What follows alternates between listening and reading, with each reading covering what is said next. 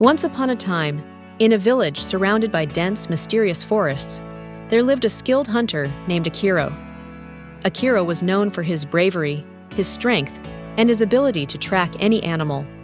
Yet, for all his skill, Akiro was also known to be proud, sometimes even reckless. He believed that no force in the forest could match his wits and his weapons. One evening, as the villagers gathered around the fire, elders spoke of the moon spirit, the guardian of the sacred forest. The moon spirit, they said, watched over all creatures and protected the delicate balance of nature. It was said that those who showed disrespect in the sacred forest would face the moon spirit's wrath. But Akiro scoffed.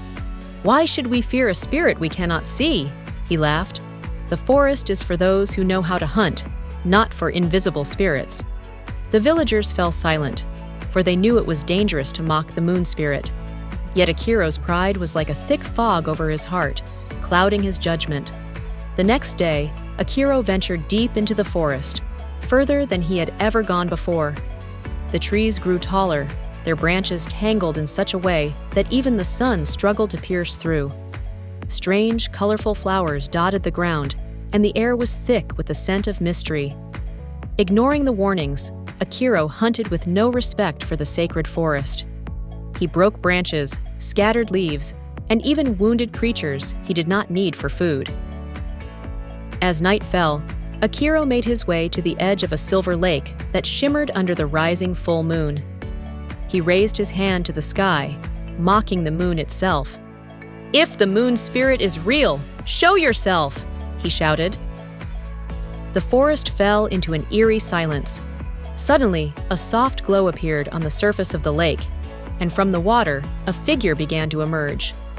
It was the moon spirit, a being of silvery light, her face calm yet stern, her robes like moonbeams flowing down to the ground.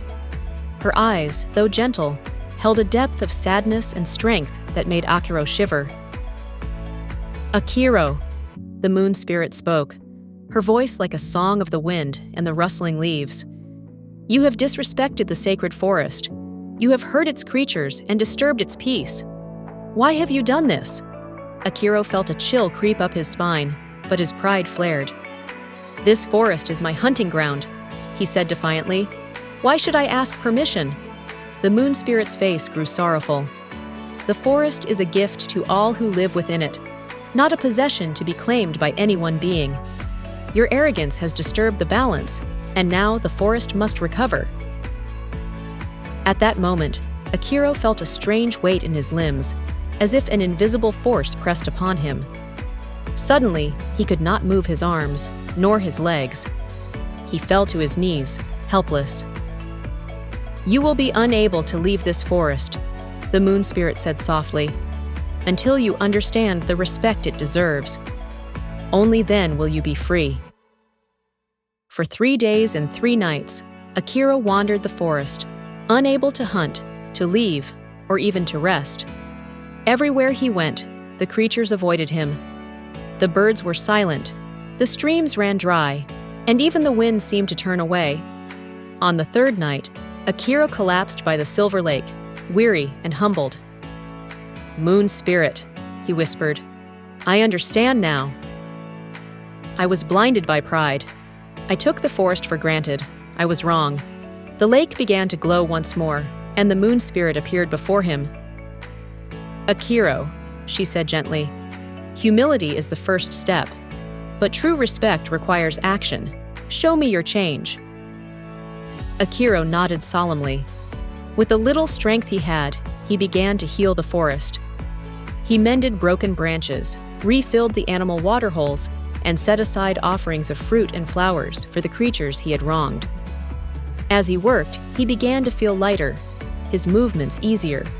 When the first light of dawn touched the forest, Akiro looked up, and the moon spirit stood before him once more, her face calm and approving. "Akiro," she said, "you have shown respect and learned humility. Go back to your people and remember this lesson."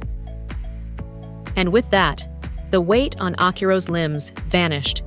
He returned to the village, forever changed. From that day on, he became the forest's protector, teaching others to honor the sacred balance of nature. And when the full moon rose, he would look up and thank the moon spirit, the guardian who had taught him the true meaning of respect. And so, Akiro's tale became a reminder to all who ventured into the forest, a reminder to cherish, protect, and respect the world that gives them life.